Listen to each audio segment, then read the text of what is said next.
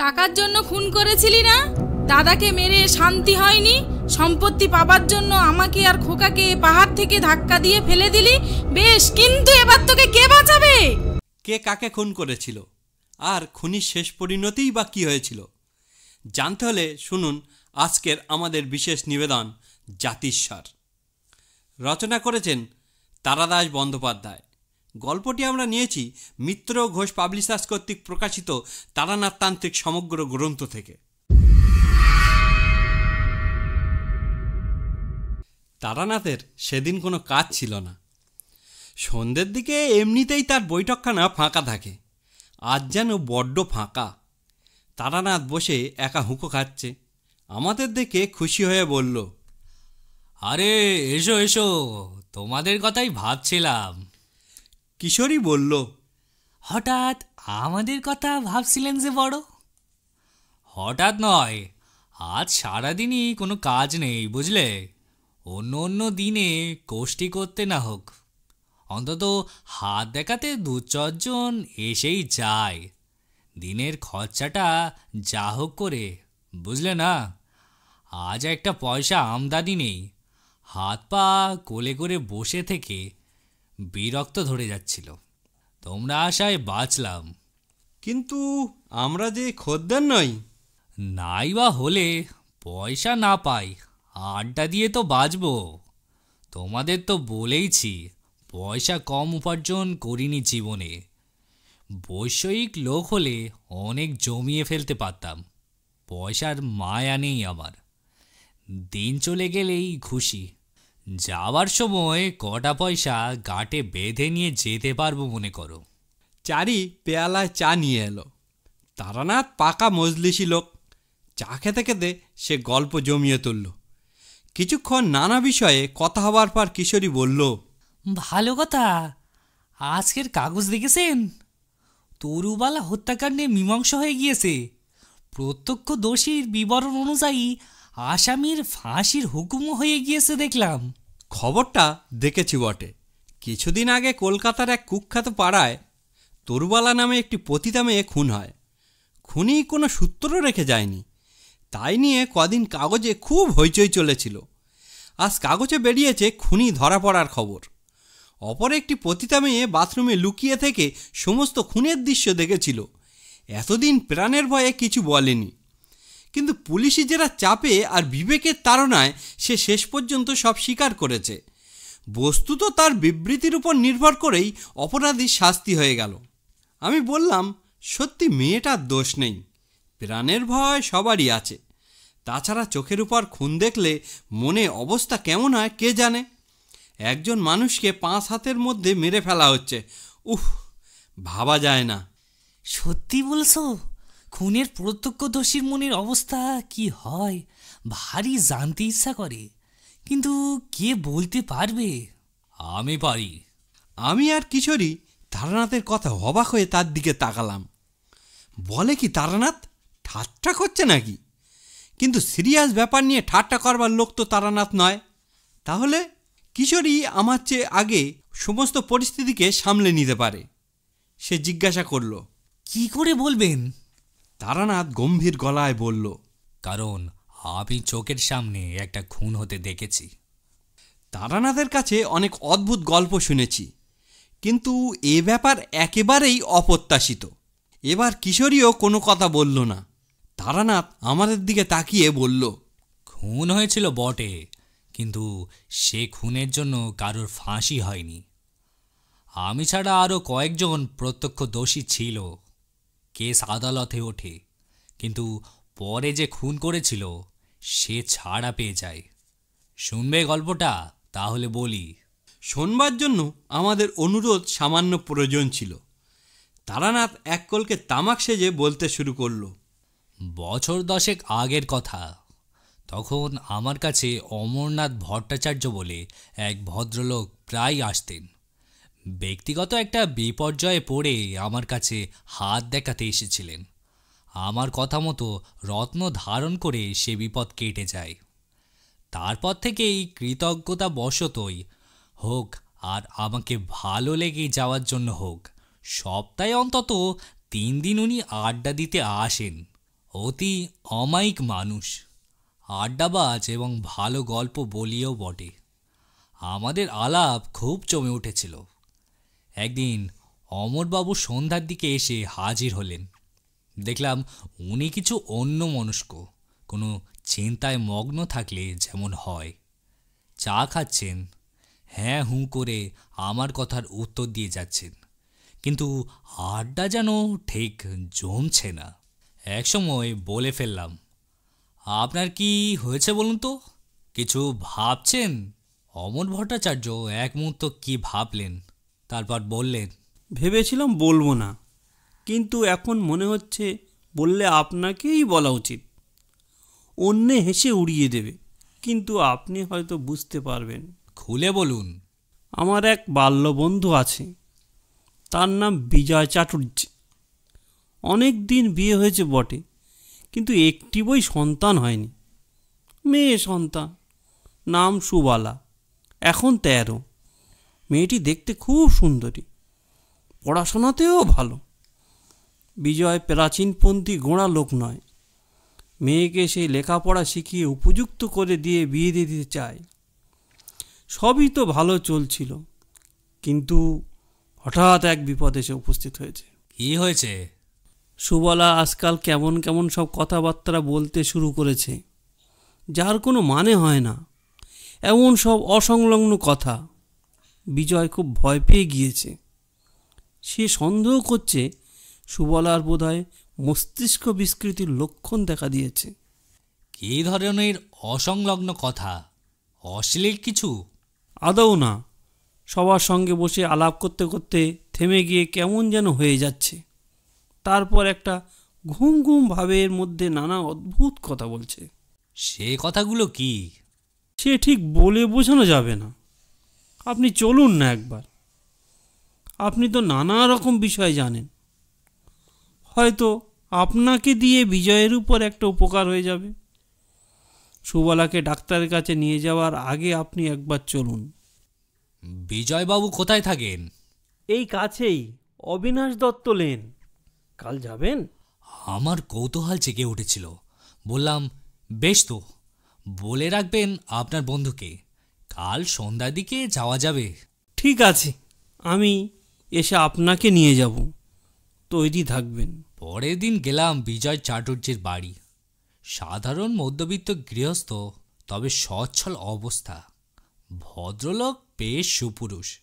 40 পেরিয়েও চুল পাক ধরেনি বা কপালে একটি রেখাও পড়েনি। আমাকে আপ্যায়ন করে বসিয়ে বললেন, বড় বিপদে পড়েছি ঠাকুরমশাই।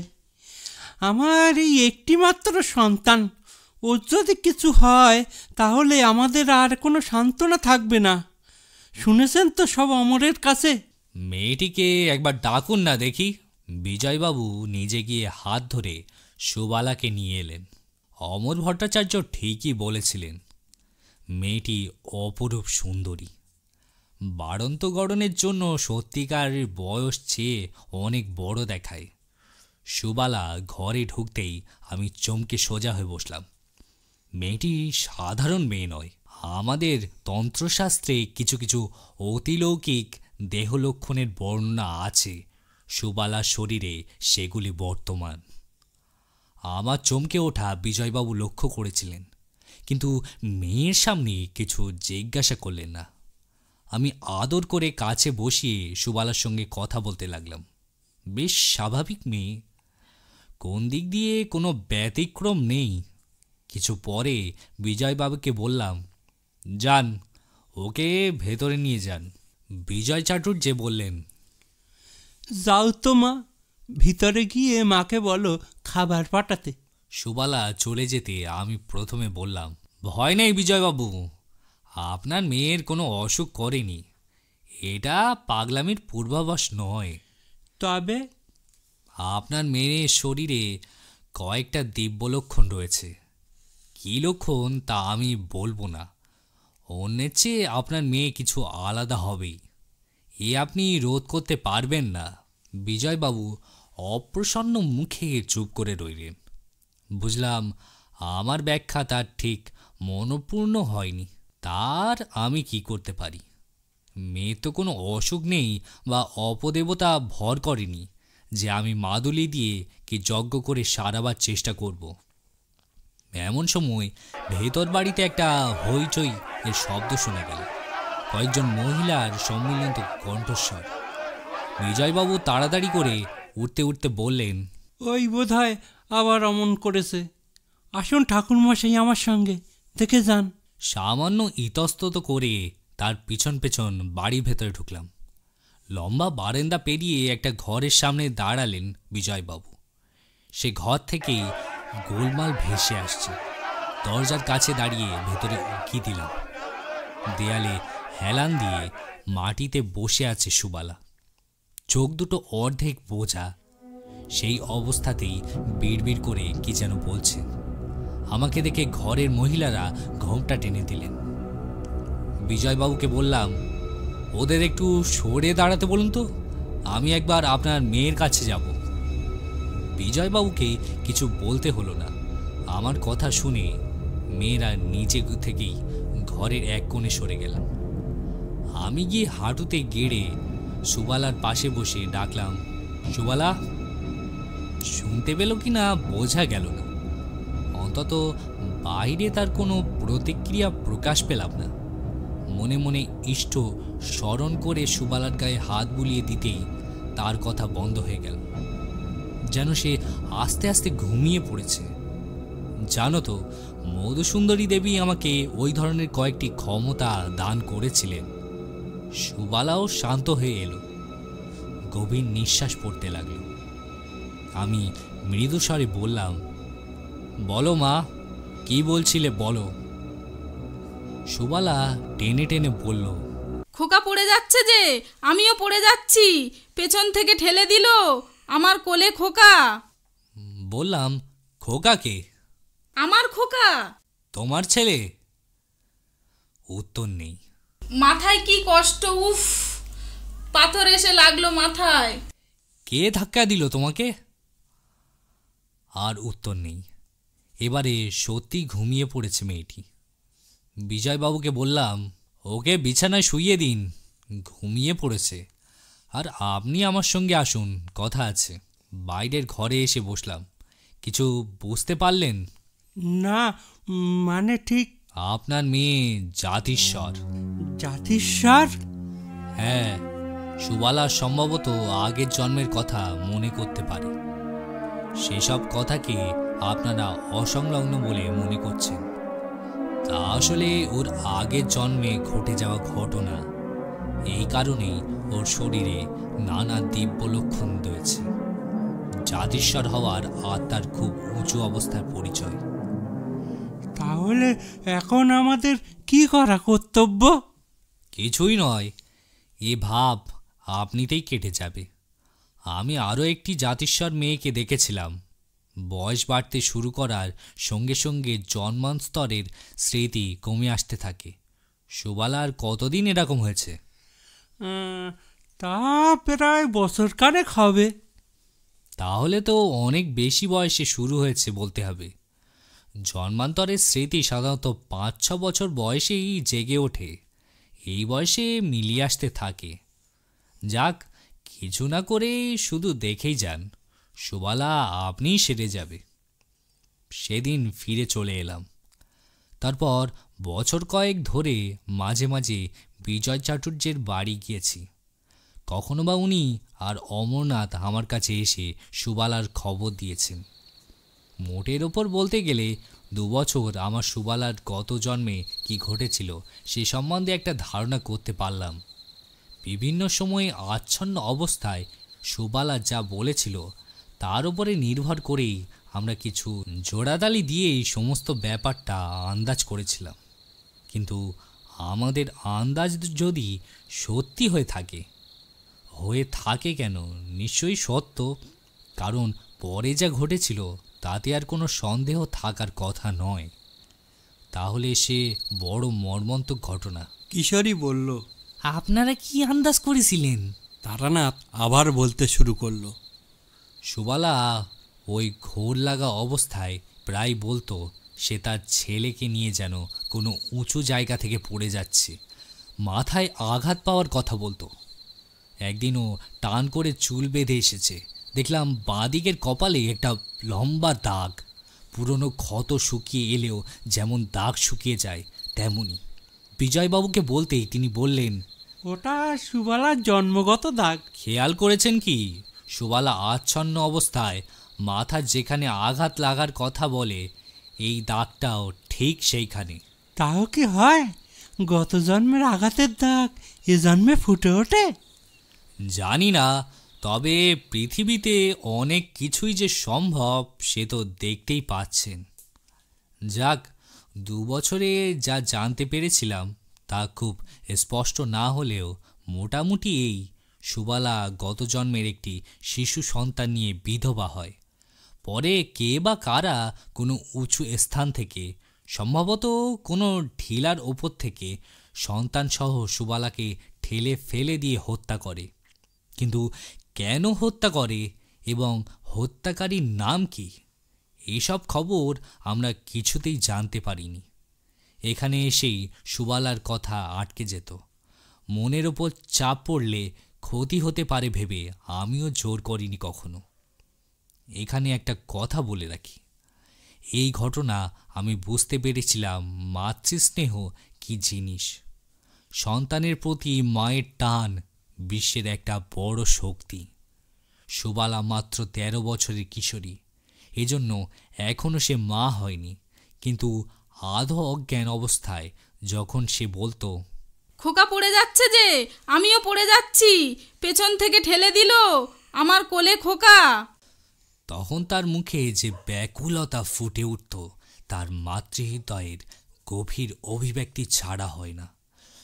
গত জন্মের হারানো ছেলের প্রতি এই আর্তি একটু কমে এলো।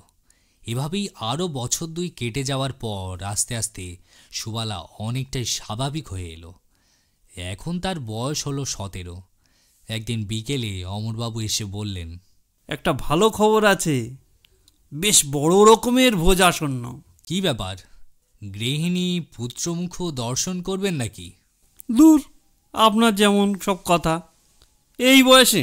যাকে কথা হচ্ছে এই যে আমাদের বিজয় চাতুর্যের মেয়ের বিয়ে বোধ হয় লাগলো। কার? সুবালার? হ্যাঁ, আগামী পরশু পাত্রের বাবা দেখতে আসছে জব্বলপুর থেকে। প্রবাসী বাঙালি, পাত্র ওখানেই ব্যবসা করে। বিরাট অবস্থা। মেয়ে সুন্দরী শুনে দেখতে আসছে। নইলে বিজয়ের যে আর্থিক সঙ্গতি, এরকম ঘরে তারা ছেলের বিয়ে দেওয়ার ব্যবস্থা করত না। আপনিও আসুন না ওই দিন। বিজয় আমাকে বলেছিল আপনাকে নিয়ে যেতে। একটা শুভ দিন, আপনার মতো সৎ ব্রাহ্মণ উপস্থিত থাকলে সুবলার মঙ্গল হবে। মেয়ে দেখার জন্য বিজয় চাটুর্যের বাড়ি গেলাম অপরের সঙ্গে। এইসব সামাজিক উৎসব আমার ভালো লাগে। তারপর মেয়ে দেখানোর ব্যাপার, ভালো খাওয়া দাওয়ার ব্যবস্থা থাকবে নিশ্চয়ই। আমি ভোজন রসিক চিরদিনই। ধুতি চাদর চাপিয়ে বিকেলে গিয়ে হাজির হলাম। তখনও ছেলের বাবা এসে পৌঁছাননি। বিজয়বাবু আমাদের আদর করে নিয়ে বৈঠকখানায় বসালেন। তামাক এলো, চা খাবার এলো। বিজয়বাবু একবার সুবালাকে ডেকে এনে প্রণাম করিয়ে নিয়ে গেলেন। সুবালার মাথায় হঠাৎ যেন অনেকখানি লম্বা হয়ে গিয়েছে। চোখ মুখ যেন তুলি দিয়ে আঁকা। সত্যি সুন্দরী বটে। মাথায় হাত দিয়ে প্রাণ ভরে আশীর্বাদ করলাম, সুখী হও মা। জীবনে এমন ব্যর্থ আশীর্বাদ আর করিনি। বিজয় চাটুর্য বললেন, ঠাকুরমশাই, কিন্তু আজ রাত্রিরে এখানে খেয়ে যাবেন। মাংস চলে তো? খুব চলে। আমি ঘণ্টা নানা পুরুত বামুন নই। সবারই মন বেশ ভালো। বিজয়বাবুর মনের আনন্দ কিছুটা বাইরে বেরিয়ে আসছে। কেনই বা হবে না? বড়লোকের ঘরের মেয়ে বিয়ে দিতে চলেছেন। বিয়ে প্রায় ঠিকই বলতে গেলে। পাত্রেকে এক আত্মীয়র মেয়ে দেখে গিয়ে ওখানে দারুণ প্রশংসা করেছেন। আজ বাবা দেখে গেলেই পাকাপাকি হয়ে যায়। সন্ধে ঠিক 7টায় দরজার কড়া নড়ে উঠল। বিজয় ব্যস্ত হয়ে বেরিয়ে গিয়ে একটু পরেই এক দোহায় চেহারা সুপুরুষ পৈত্র ভদ্রলোককে নিয়ে ঘরে ঢুকলেন। আলাপ করিয়ে দিয়ে বিজয়বাবু বললেন, ইনি হচ্ছেন সনাতন মুখোপাধ্যায়, পাত্রের বাবা। আমরা নমস্কার করলাম। সনাতনবাবু আমাকে প্রণাম করার ধার দিয়েও গেলেন না। অর্থ থাকলেও অনেক ধনী ব্যক্তির ব্যবহারে একটা নম্রতা থাকে। ইনি সে দলে নন, বেশ জবরদস্ত লোক। আমাদের নমস্কারের উত্তরে একটা দায়সারা প্রতি নমস্কার করে তাড়া দিয়ে বললেন, চাটুর্য মশাই, মেয়েকে আনুন। আমার হাতে বেশি সময় নেই, এখনই আবার উঠতে হবে। কলকাতায় এসেছিলাম ব্যবসার একটি জরুরি কাজে। ভাবলাম এলাম যখন একবার দেখেই যাই, নইলে এমনি তো আর বড় একটা আশা হয়ে ওঠে না। এমন দু চারটি কথায় ভদ্রলোক বেশ স্পষ্ট করে বুঝিয়ে দিলেন তার আর বিজয়বাবুর মধ্যে অবস্থার বিস্তর প্রভেদ। বুঝিয়ে দিলেন যে তিনি নেহাত ব্যবসার কাজে আসতে হয়েছিল বলেই দয়া করে মেয়ে দেখে যাচ্ছেন। বুঝলাম বিয়ে হয়তো হবে, কিন্তু কুটুম্বের দিক দিয়ে বিজয়বাবুর বিশেষ সুখ হবে না। কিন্তু কন্যাদায়গ্রস্ত পিতার অত সম্মান জ্ঞান থাকলে চলে না। বিজয়বাবু তাড়াতাড়ি করে ভেতরে গেলেন মেয়েকে আনবার কথা বলতে। আমরা মুখ নিচু করে নীরবে বসে রইলাম। একজন লোক আছে যাদের সামনে কিছুতেই আড্ডা জমানো যায় না। সনাতন মুখোপাধ্যায় সেই রকমই লোক। একটু বাদেই ভেতর থেকে খাবার এলো, মেয়েদের নিজের হাতের তৈরি খাবার। সনাতনবাবু সেসব স্পর্শ করলেন না, কেবল চা খেলেন এক কাপ, আর অনগল মেয়ে দেখানোর জন্য তাড়া দিতে লাগলেন। বিজয়বাবু মুক্তকচ্ছ হয়ে বারবার সে তাড়া বাড়ি ভেতরে পৌঁছে দিয়ে আসতে লাগলেন।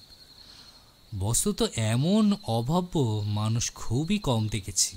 এইবার আসল ঘটনা, যে কাহিনী বলবার জন্য বসেছি, একটু বাদেই যে একটা বিরাট কিছু ঘটতে চলেছে তা আমরা ঘুরাক্ষণেও জানতে পারিনি। বেশ সুন্দর পরিবেশ, একটি বিয়ের প্রথকথন হবে। কিছু বাদে একটি ভোজের আভাসও রয়েছে। কে জানতো কি ভয়াবহ ব্যাপার ঘটতে চলেছে আর কয়েক মিনিটের মধ্যে। ভেতর বাড়ির দিকে চুরির শব্দ হতে বিজয়বাবু উঠে গিয়ে সুবালাকে হাত ধরে ঘরের ভেতরে নিয়ে গেলেন। আমি বেশ ভালো করেই তখন তার মুখ দেখছিলাম। হলপ করে বলতে পারি সে মুখে তখন কোনো অস্বাভাবিকতা বা পাগলামির চিহ্নমাত্র ছিল না। আমি সুবালাকে বসতে জায়গা করে দেব বলে উঠে সরে যাচ্ছি। অমরনাথও সরে বসবার উদ্যোগ করছেন। হঠাৎ কেমন একটা অদ্ভুত আওয়াজে মুখ তুলে তাকিয়ে পাথর হয়ে গেলাম। সুবালার চোখ বিস্ফারিত, জিঘাংশু উন্মাতের মতো সে তাকিয়ে কাছে সনাতন মুখার্জির দিকে। সনাতনবাবু বিস্মিত হয়ে উঠে দাঁড়িয়েছেন। সুবালার সমস্ত শরীরের পেশি শক্ত হয়ে গিয়েছে, চোখ তীব্র ক্রোধে জ্বলে উঠেছে, ঠোঁটের ভঙ্গি ক্ষিপ্ত। বিজয়বাবু ভয় পেয়ে কি যেন বলতে যাচ্ছিলেন। তার মনের অবস্থা সহজে অনুমান করা যায়। অনেক দিন মেয়ে এমন করেনি, একেবারে সেরে গিয়েছে। এই ভরসায় তারা বিয়ের ব্যবস্থা করেছিলেন। আজ এত বছর পরে আবার সুবালার এমন হবে কে জানত। তিনি বোধহয় কিছু বলতে যাচ্ছিলেন, তার আগেই ঘরের মধ্যে সুবালার তীব্র আক্রোশপূর্ণ গলা ছড়িয়ে পড়ল। ওই ওই ওই লোকটাই আমার খোকাকে মেরে ফেলেছে, আমাকে মেরে ফেলেছে। বলে কি সুবালা? বিয়ে তো আর হচ্ছেই না, কিন্তু এতে ব্যাপার অন্যদিকে অনেক দূর গড়িয়ে যেতে পারে। বিজয়বাবু ধমক দিয়ে বললেন, কি বলছিস? চুপ কর। কাকে কি বলা? সুবালা কাল নাগিনের মতো ফুঁসছে, বলছে, টাকার জন্য খুন করেছিলি না? দাদাকে মেরে শান্তি হয়নি? সম্পত্তি পাবার জন্য আমাকে আর খোকাকে পাহাড় থেকে ধাক্কা দিয়ে ফেলে দিলি। বেশ, কিন্তু এবার তোকে কে বাঁচাবে? সনাতন বাবুর মুখ সাদা হয়ে গিয়েছে। অবাস্তব, অসম্ভব বিভীষিকা দেখলে মানুষের মুখ যেমন হয়। তিনি অস্ফুট স্বরে বললেন, বৌদি। সেই মুহূর্তে সুবালা টলতে টলতে ঘর থেকে বেরিয়ে গেল। বিজয়বাবু স্তম্ভিত হয়ে দাঁড়িয়ে আছেন। অমর ভট্টাচার্য বারবার বলছেন, চলে যান সনাতন বাবু, আপনি এক্ষুনি এখান থেকে চলে যান। আমি তাকে থামিয়ে দিয়ে সনাতন বাবুর সামনে গিয়ে বসলাম। বৌদিকে? সনাতন বাবু ঠক ঠক করে কাঁপছেন। হ্যাঁ, আমি আবার বললাম, বৌদি বলে কাকে ডাকলেন? কাকে ঠেলে ফেলে দিয়েছিলেন পাহাড় থেকে? সনাতনবাবু আর কোনোদিন কোনো কথা বলার সুযোগ পাননি। আমার পেছন থেকে হঠাৎ বিজয়বাবু ধর করে চিৎকার করে উঠলেন, ধর ধর। আমি চমকে পেছন ফিরে তাকিয়ে দেখি সুবালা একটা বিরাট বটি নিয়ে ঘরে ঢুকেছে। তার কাপড় প্রায় খুলে গিয়েছে, চোখে খুনির দৃষ্টি, আর পেছনে দৌড়ে আসছে মহিলারা। ব্যাপারটা চোখের নিমেষেই ঘটে গেল।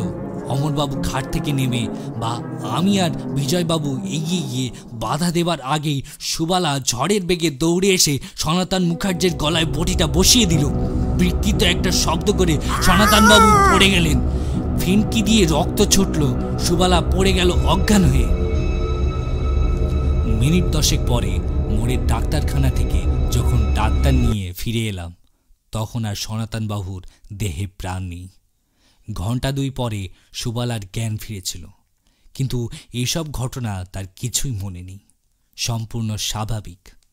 সনাতনবাবুর ছেলে কেস চেপে দেবার চেষ্টা করছিল, কিন্তু পুলিশ ছাড়েনি।